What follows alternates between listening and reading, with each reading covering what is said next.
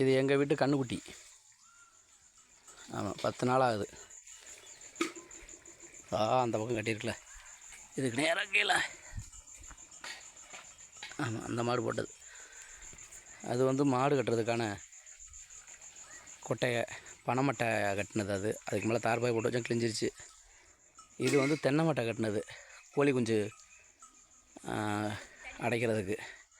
அதுவும் பழசாயிருச்சு, அதனால் மேலே தார்பாய் கட்டி வச்சுருக்கோம். இது நாங்கள் தங்குறதுக்கு சோலார் லைட்டு. இது வந்து சோலார் பேனலு. இது பேனல் மண்டையை போட்டுருச்சு, அதனால் அந்த பேனல் வாங்கி வச்சு இது தங்குறதுக்கு. இந்த பக்கம் ஃபுல்லாக மரம் எல்லாம் புதுசாக உருவாக்கிட்டு இருக்கேன். தென்னை மாமரம் 2, நெல்லிக்காய் 1, அந்த பக்கம் கொய்யா மரம், இது செம்மரம், இது பூவரசு.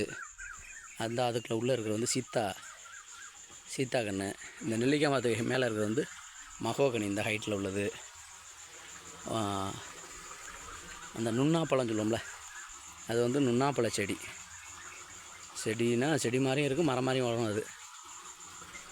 ஆமாம், இடையில வாழை, மல்லிகைப்பூவு, இது மல்லிகைப்பூவு.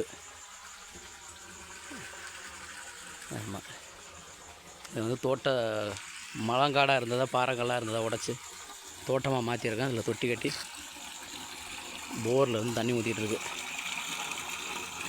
பக்கத்தில் ஊர் இருக்காது, ரொம்ப தூரமாக இருக்கும்.